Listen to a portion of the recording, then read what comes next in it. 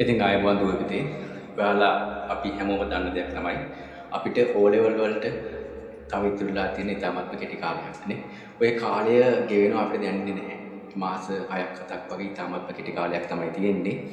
ඉතින් ඒක නිසා මම ඔයාලට අදහස් කරා මාස 6ක වගේ කෙටි කාලීන පාඨමාලාවක් ඔයාලා කරන්න.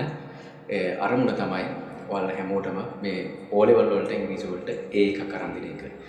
ඉතින් ඒකක් ගන්න කොහොමද මාස 6ක් ඇතුළත කියලා ඔයාලට හිතේ ප්‍රශ්නයක් ඇති වෙන්න පුළුවන්. එම ප්‍රශ්නයක් ඇති කරගන්න එපා.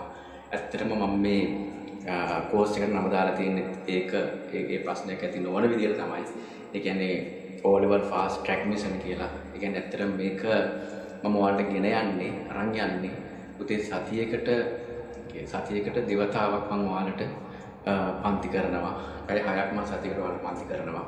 ඊට අමතරව මට පුළුවන් ෆ්‍රී වෙලාවක් මම ඔයාලට අමතර පන්ති කරලා මාස 6න් මම ඔයාලට නිසකවම ගොඩ ගන්නවා. ඒක ස්ථිරයි සාතිකයි විශ්වාසයි. මොකද පුතේ මම උනත් ඇත්තටම ඉංග්‍රීසි කියන එක මම ඉගෙන ගත්තේ සබ්ජෙක්ට් එකක් විදිහට නෙමෙයි. අද උනත් එහෙමයි මම ඉංග්‍රීසිත් එක්ක ජීවත් වෙන්නේ. ඒක මගේ විෂය මගේ මේන් හොබි එක. මම O level A level class වලදී මම ඉංග්‍රීසි මට පුළුවන් විදිහට ළමයින්ට උගන්වන්න පටන් ගත්තා.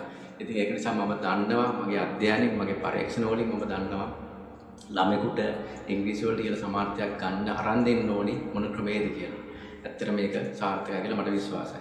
ඒක නිසා පුතේ මම වැඩි කතා කරන්නේ නැතුව මම ඔයාලට කියන්නම් ඔය පේපර් එකක් ඉංග්‍රීසි පේපර් එකක් හදන්නේ ඇත්තටම ප්‍රධාන කරුණු කිහිපයක් පදනම් කරගෙන ඒ තමයි පුතේ එකක් රයිටින් ස්කිල් එක. ඔය රයිටින් ස්කිල් එකේදී අපිට තියෙන්නේ නෝට් එකක් ඉංග්‍රීසියෙන් ලියන විදිය, ඊළඟට නෝටිස් එකක් ඉංග්‍රීසියෙන් ලියන විදිය, ඊළඟට පුතේ ලෙටර් රයිටින්ස් ඒවා පෞද්ගලික ලිපි වෙන්න පුළුවන්, රාජකාරී ලිපි වෙන්න පුළුවන්.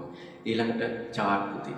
chart කියන්නේ pie chart, එතනින් කියන් bar chart ඒ විදිහට ඒ එකක් අපි තීරු පස්තාර වටපස්තාර සිංහලෙන් කියනවා. ඒ එකක් නිවැරදිව ලියන විදිය සහ ඉංග්‍රීසියෙන් රචනාවක් ලියන විදිය. හරිනේ? ඒ රයිටින් ස්කිල් එක. එතකොට පුතේ රීඩින් ස්කිල් එකේදී අපිට comprehension කියලා කියන්නේ. ඒ කියන්නේ අපිට ඡේදයක් කියවලා ඒක තේරුම් අරගෙන ප්‍රශ්නෙට උත්තර ලියන්නේ කොහොමද කියලා අපිට එතනින් කියන්න පුළුවන්. එතකොට රීඩින් ස්කිල් එකේදී. එතකොට ස්පීකින් ස්කිල් එක කියන්නේ පුතේ ලොකුවට එන්නේ නැහැ ඔයාලට.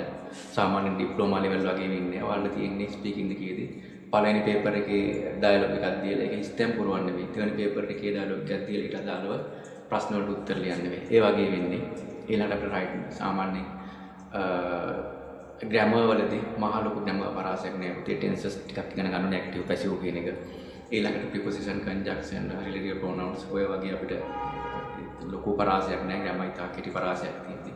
ඉතින් ඇත්තටම මම ඔයාලට විශ්වාසයෙන් ස්ථිරව සහතිකව කියනවා මට මේ කාලය තුල ඉංග්‍රීසි වලට එකක් කරන් දෙන්න. ඒකට කෙටි ක්‍රම තියෙනවා පුතේ. ටෙක්නික් තියෙනවා අපිට මේවා භාවිතා කරන්න පුළුවන්.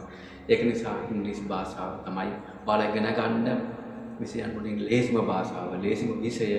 ඒක ඇත්තටම එක විෂයක් විදිහට කරගන්න එපා. ජීවිත රත්නයක් විදිහට කරගන්න. අපි පළවෙනි කඩුවල පනින්න ඕනේ O level. අන්න එතෙන්දී අපිට C D S වලන්න හැපුතේ අපිට A එකක් ඕනේ. මම නිසකවම ස්ථිර වශයෙන් ඔයාලට මම ඉංග්‍රීසි වලට ඒකක් කරන් දෙනවා. ඔයාලට අවශ්‍ය නම් ඒකක් ගන්න ඔයාලට කරන්න තියෙන්නේ ජූනි මාස පළවෙනිදා සිට ආරම්භ වෙන මගේ ඔන්ලයින් පන්තිය. හරි ඔන්ලයින් පන්තියට ඔයාලා සහභාගී වෙන්න. O level fast track mission කියන මගේ මේ කෝස් එකට සහභාගී වෙන්න. මාස 6යි කෝස් එකටම සම්පූර්ණ ගන්න රුපියල් 3000 ඔයාලට ඔයාලගෙන් මම අය කරන්නේ. මම ගොඩක් මහන්සි වෙනවා මේකට.